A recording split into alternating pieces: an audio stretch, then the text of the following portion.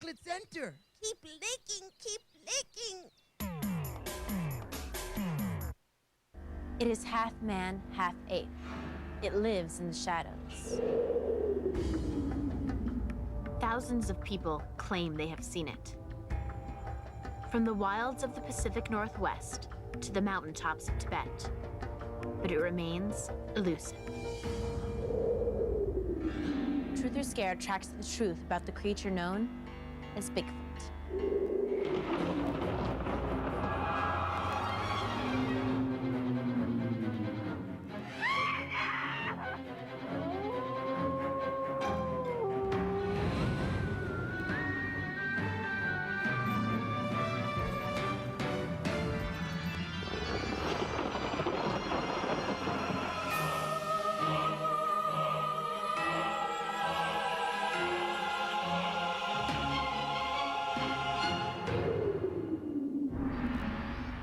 Its name has been translated from many native languages.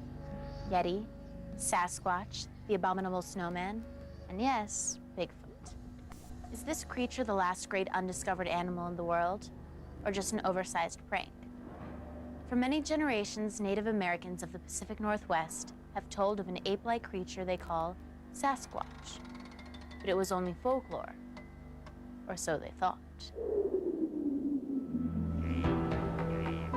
Beginning in the 1950s, hikers and woodsmen roaming the wilderness of Northern California came back with reports of a strange ape-like creature.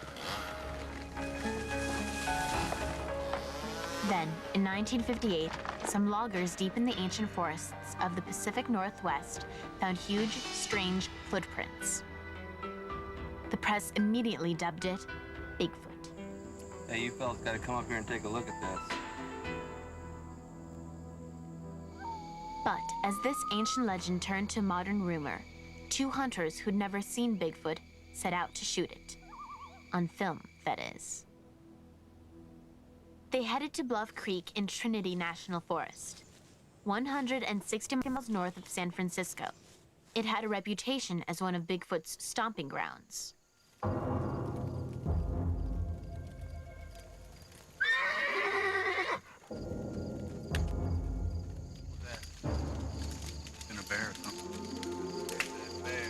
Roger Patterson was a former rodeo rider and part-time inventor. Bob Gimlin, an expert horseman and tracker.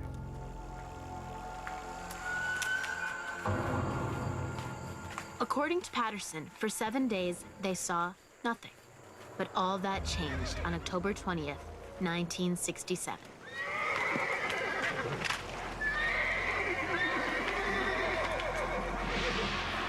Patterson was so stunned he fell from his horse.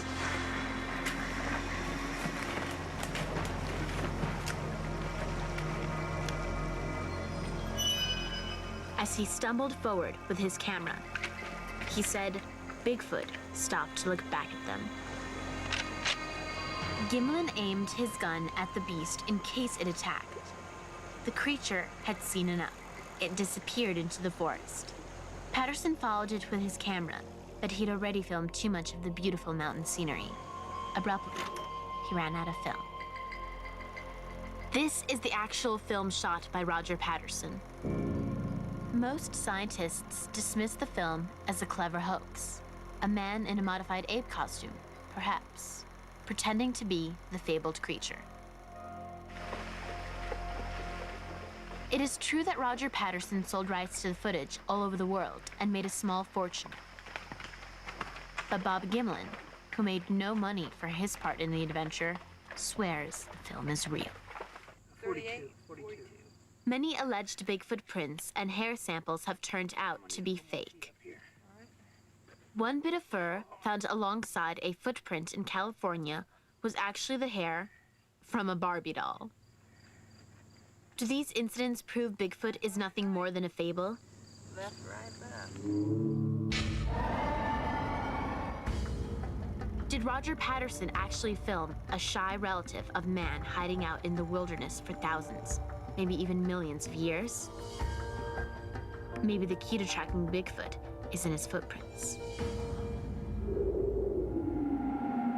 Find out next on Truth or Scare. Claims of a Bigfoot creature are not limited to North America alone. There have been reports of a similar creature in Australia, Central Asia, India, and Tibet. Coincidence? Or is it possible that a gigantic man-ape could go uncaptured for thousands of years? It may seem unlikely, but animals thought to be extinct have turned up before.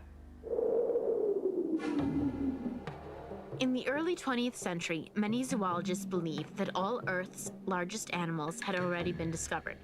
But in 1939, a supposedly extinct fish, the coelacanth, was discovered in South Africa. Scientists also found the very first mountain gorilla in Africa as recently as 1901. And the first giant panda was captured in China in 1936. These animals were once dismissed as mere folklore, until science proved they were real. I did a calculation, and I came up with about 40% of all known mammal species, 40% were discovered in this century. Richard Greenwell is a member of the International Society of Cryptozoology, which searches for unknown animals. More traditional scientists say that cryptozoology isn't a real science at all. They say that looking for such mythical creatures as giant octopuses and living dinosaurs is inspired by pure fantasy. But Greenwell thinks Bigfoot is alive and well hidden. There are vast regions on this planet where there is hardly anybody at all, or hardly anybody goes. And certainly, intelligent animals like primates could survive there and remain undetected. It is possible. Greenwell believes the animal may also be a nocturnal creature, only coming out at night. Animals have strategies for survival. You know, some move in herds, others have spines on their backs. Perhaps some animals have a strategy that makes them more difficult to find. I call that elusiveness. Bigfoot may be elusive, but he does leave tracks. At least, that's what believers say, who point to his footprints as their strongest evidence. So far, collectors have cast more than 400 footprints. Bob Titmus of British Columbia, Canada, saw his first Bigfoot track on a logging road in 1958. I'd never seen anything like it. I couldn't imagine what on earth was making it. And after I tracked it several times in the next few weeks, I came to believe that it had to be, absolutely had to be, some live animal. Find out why this professional tracker thinks these footprints are the real deal. Next on Truth or Scare.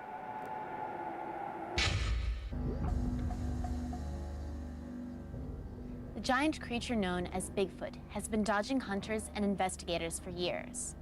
He supposedly hides by day and hunts by night in the giant forests of the Pacific Northwest. The only physical evidence is its unusual footprints. The question is, are any of them real?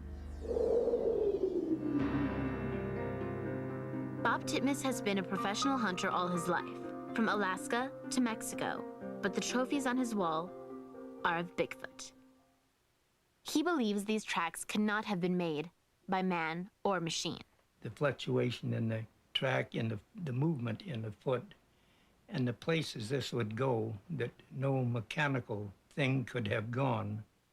The tracks would eventually lead him to a remote canyon in the Rockies of northern British Columbia on a summer day in 1963. Over 30 years later, the memory of what he claims he saw there remains as clear as when it happened.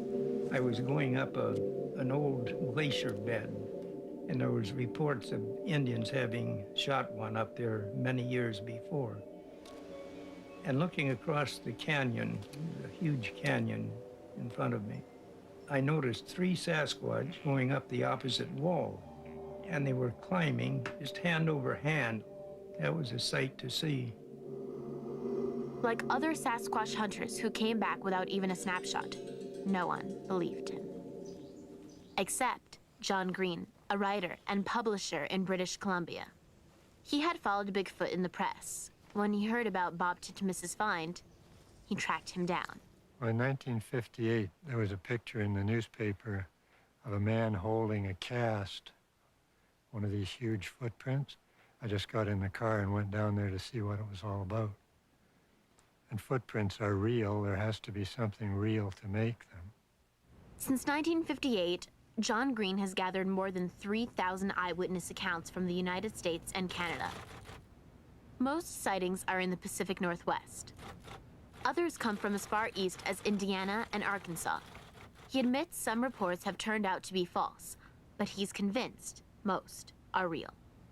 It reaches the point where the explanation that there is an animal with a foot like that and that looks like what people say they see is by far the simpler explanation than to try to patch together some human conspiracy operating over hundreds of years and right across the entire globe. From 1958 to 1962, both Titmus and Green became involved in Bigfoot hunting expeditions led by Tom Slick. An oil millionaire, he spent a small fortune trying to track Bigfoot down. He even collected some alleged Bigfoot droppings. Lovely. But when Slick died in a plane crash, the trail grew cold. His records and evidence vanished. Some say his company destroyed them out of embarrassment. Others say they're still hidden away. Perhaps the most complete and thorough search for Bigfoot is taking place here at Washington State University. Anthropologist Grover Krantz has risked his professional reputation by taking Bigfoot seriously. He believes the footprints are real. They're not just oversized human feet. They show 7 slightly different characteristics. 5 of these I've published in journal articles. Krantz won't say what he calls the other 2 typical Bigfoot traits. That way, he says, he can more easily uncover a phony. The common traits that he will reveal include flat, wide feet with near equal-sized toes. Some alleged prints have ridges like a fingerprint, but again, some have turned out to be human. Nothing but clever forgeries. Still, Grover Krantz has found examples of Bigfoot tracks he believes would be impossible to fake. What happened here is the individual stepped on a stone, and the stone impressed deeply into the foot.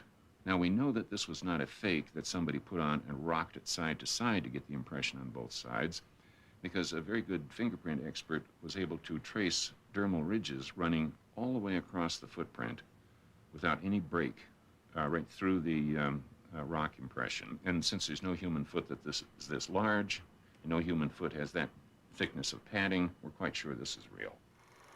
By studying the Patterson film frame by frame, Krantz has even come up with a theory on the mechanics of how he thinks Bigfoot walks. They do swing their arms back and forth in a human manner, but the differences come from they lean forward at the hip more than a normal human does or should.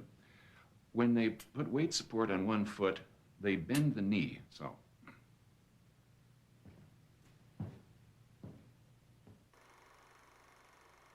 And most reports of Bigfoot have described the same slumping posture, slightly bent knees, and free swaying arms.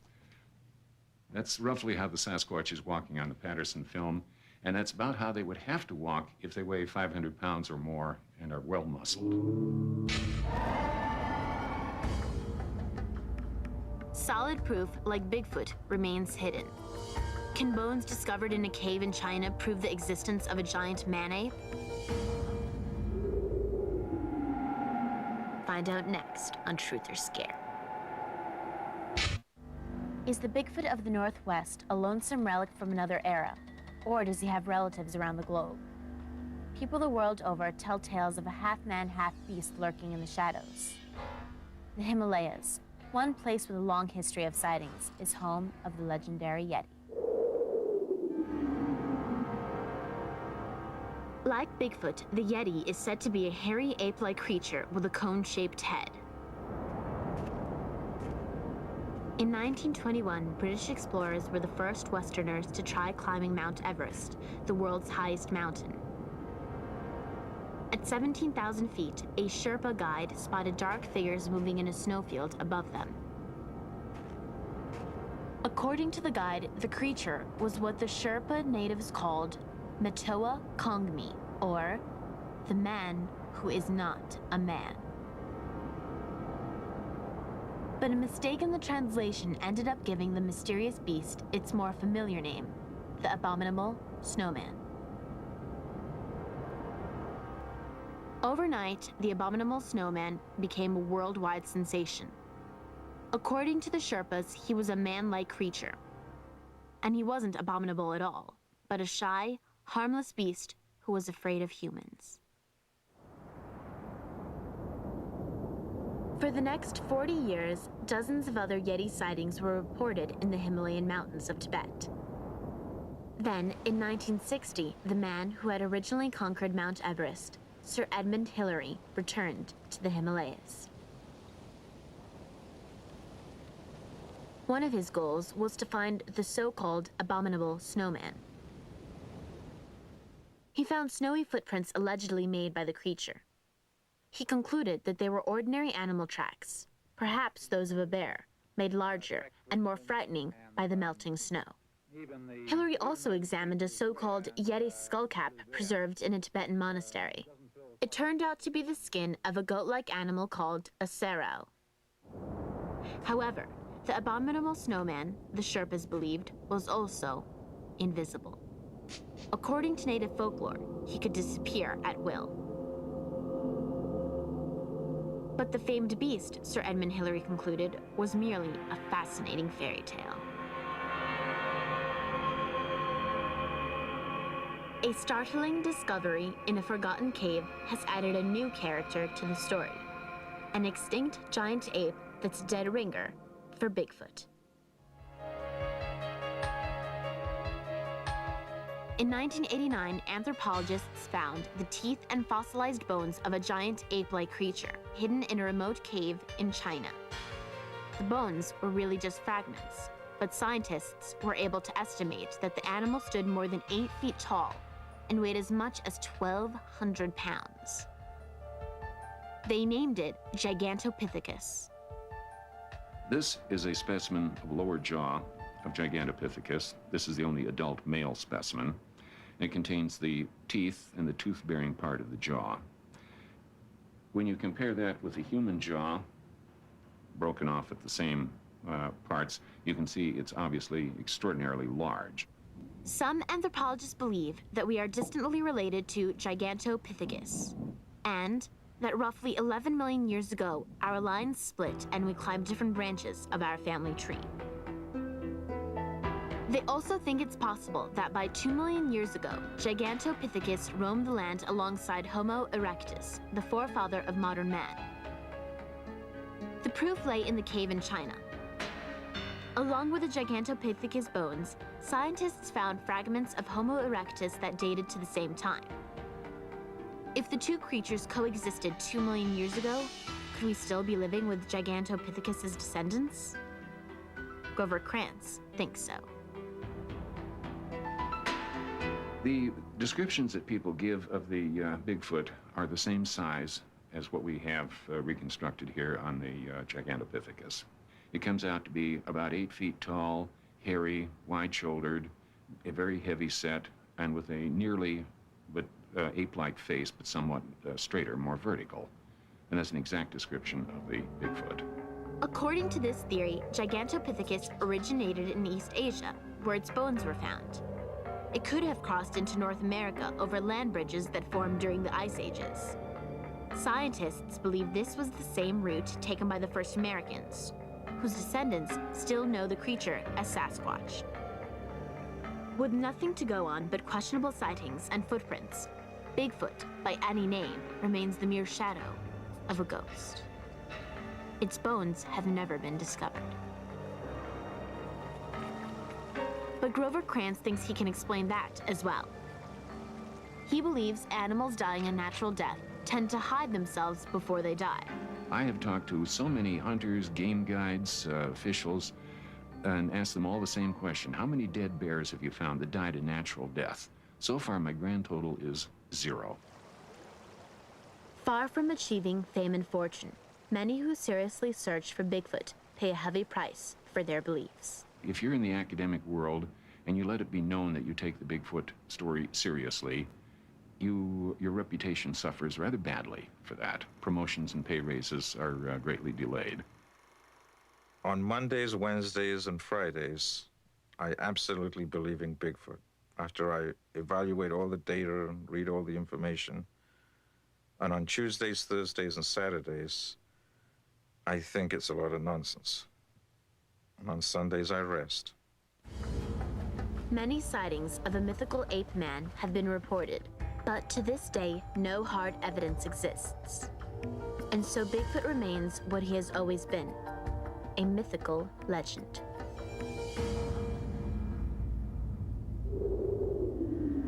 If the secret of Bigfoot's survival is to remain hidden, it may be very difficult to ever prove its existence. Sightings and stories, legends and half-truths, footprints and fabrications. Somewhere in between lies the truth and the answer to the question, is there a real Bigfoot?